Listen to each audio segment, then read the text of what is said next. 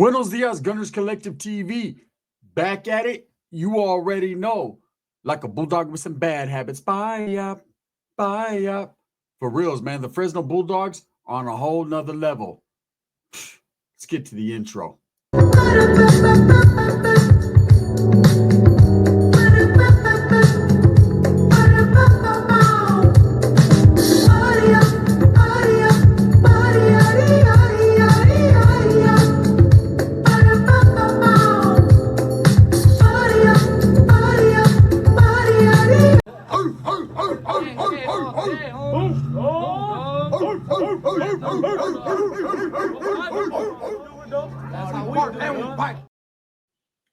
Wow, right? Before you hit that like and subscribe button, put your notification bell on all so that way you're directed in the direction of the dope content that the gun stays kicking.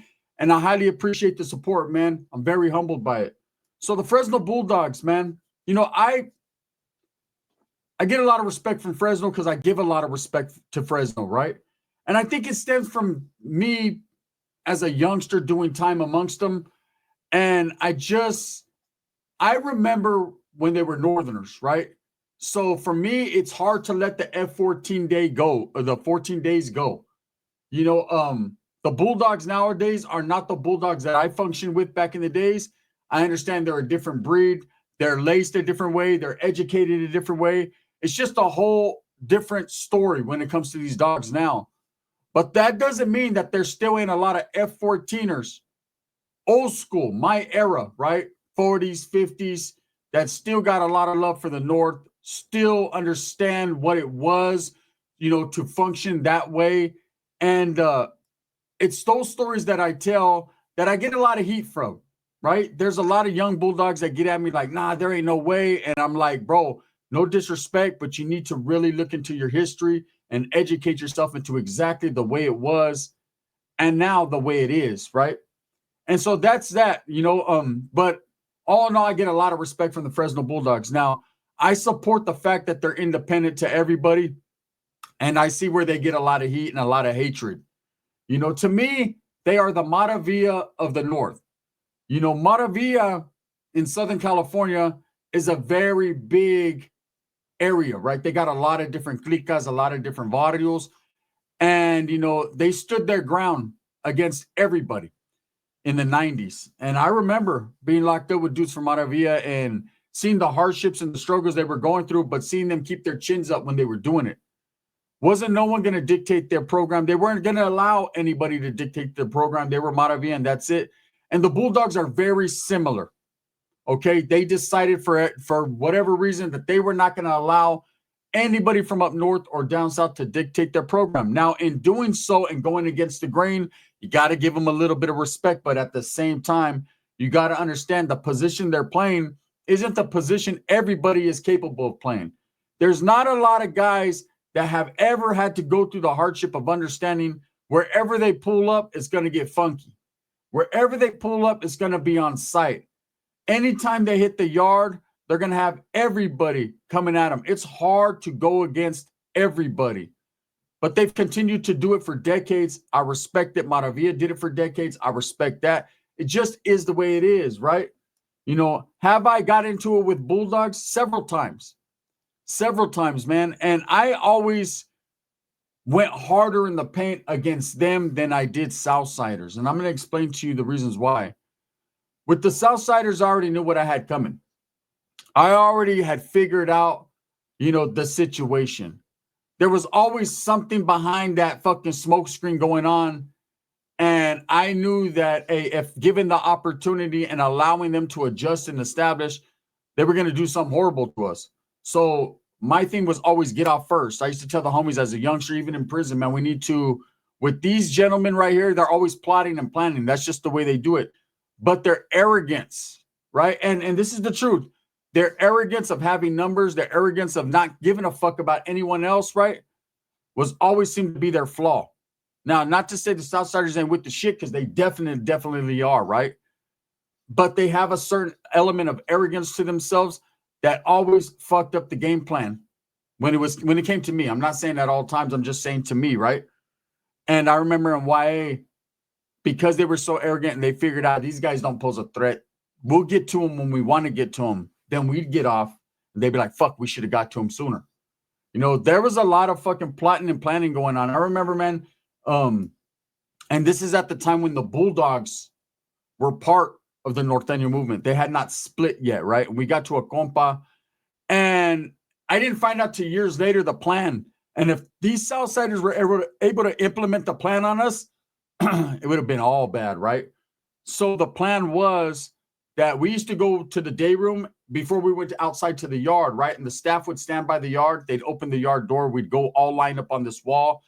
And then the staff would come out, blow a whistle, and everybody would run and do their little program, right? Yard was open, yard release. Their plan was to wait till the guards got by the doors.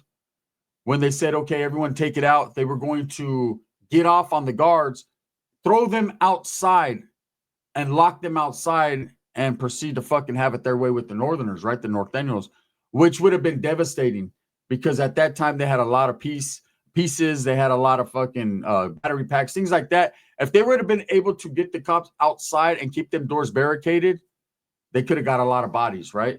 Of course, it never went that way, and we all got off. And in fact, 2 Fresno Bulldogs are the ones that jumped it off. K9 from the north side of Fresno and Joey Boy from the east side. And them dudes were hitters, man. There's no denying it. Everywhere they went, they put it down. And I respected the shit out of those dudes because I knew if I was with them, motherfuckers was going to get hands put on them. They were with the business, with the activities, right? I wanted to do this video because I see the Bulldogs getting a lot of hatred. I see the CDC in the prison system utilizing the Bulldogs as pawns continuously, right? There was a video that was made, and people were asking me questions. They were like, hey, I seen a video made by Rascal Homie Hangout a while back, and I seen a video by Dubs, and I seen these videos, and were the Norteños and the Southsiders, did the Bulldogs put a lawsuit on them to keep them, you know, from going out to the yard with them? I'll say this. There's been several lawsuits filed in the CDCR throughout history, right? When it comes to these 3 groups, you know, and these lawsuits are not filed because any one of those groups, North, South, or Bulldogs, are scared to go out on the yard with each other. Furthest from the truth. That's not facts. The fact is these lawsuits are put out there because if these guys don't stand their ground and do it the legal way, then it'll never be established, right? It'll never be heard. Their voices will never be felt. Doesn't matter how many times they fucking fight and get off and stab each other and try to kill each other. If they do not have some type of legal paperwork in the system, in the judicial system, then they won't be noticed or recognized, right? Yes, there was a petition filed. There was some type of something filed in the courts on behalf of the Bulldogs. And it was just saying that the Bulldogs continue to be utilized as pawns thrown on these yards, and the CDCR is basically using them and putting them in danger. They never once stated in that lawsuit that they did not want to function or could not function on the yard with North or South. They just said that they're being utilized and put in danger, thrown out there with them, knowing what time it is. The CDCR knows what time it is. Now, I'll say this. The Bulldogs have lived on segregated yards for decades, for at least a decade, right? That doesn't mean that the CDCR has not tried to integrate them, tried to put them with North and South. But prison politics trump everything, man. You know, and it's not a dude's fault because his group has chosen or chooses to, you know, go against the grain or go against everybody. I understand what time it is with the dogs. They feel like, you know, that there's some animosity with the North and South. Now, I can see it with the North more so than the South. The South, it boggles my mind kind of, but we'll get to that. So to answer that question to the dude who asked me, did they file a lawsuit to stay away from North and South? No, that's not what the lawsuit says.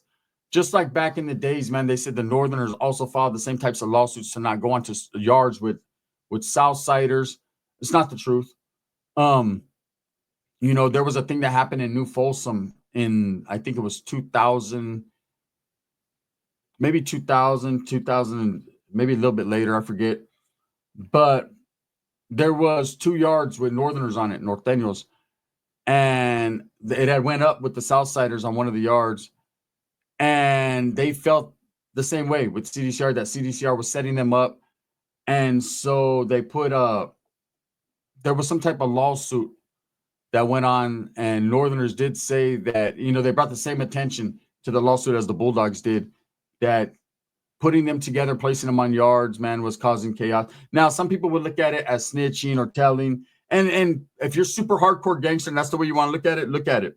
Me, the way I feel, if you're gangbanging and you're part of something, you go to whatever fucking yard they put you on and you figure it out. That's just me. But I understand, unless you're right there going through the motions, then you don't know, right? I will tell you the aftermath of that. The Northerners that did not come out and go to the yard and do the yard movements, later on, there was shoe kickouts and people that would come from other yards, Northerners, onto them yards, and they were taking flight on every Northerner that was on that yard that didn't come out. So, they were feeling some type of way. But I wanted to talk about this video because, as you see in the thumbnail, that's a whole gaggle of dogs, right? Bulldogs on a prison yard. And this dude got at me. He was like, hey, bro, how is that possible? How are the Bulldogs so comfortable? Well, it's very simple. They are segregated. So they have their own yards. So they are Bulldog yards. Now, that means there are no adversary on them yards. There's some white dudes that ain't tripping. There's some brothers that definitely ain't tripping. There's some others that definitely ain't tripping. But there are no Norteños or Southsiders or any type of adversary that the Bulldogs have to fucking sleep uncomfortable at night, that they have to be on their toes for. Now, I'm sure there's a lot of situations that arise amongst their own. Someone comes in with a bad charge or they're trying to go against the grain or push a new movement or whatever. Then the dogs ain't having it. Then they figure that out amongst their own. But they can be comfortable on the yards because there's no way that CDCR is going to put Norteños or Southsiders on a Bulldog yard, which is crazy, right? Which shows a difference because they have put Bulldogs or tried to put Bulldogs on Norteño yards, on Southsider yards, on integrated yards, and it went up quick. They get off, right? Immediately they get off. It's just the way it is, right? But I have not seen any fucking North or South placed on a yard with dogs, right? Meaning going to a Bulldog yard because, man,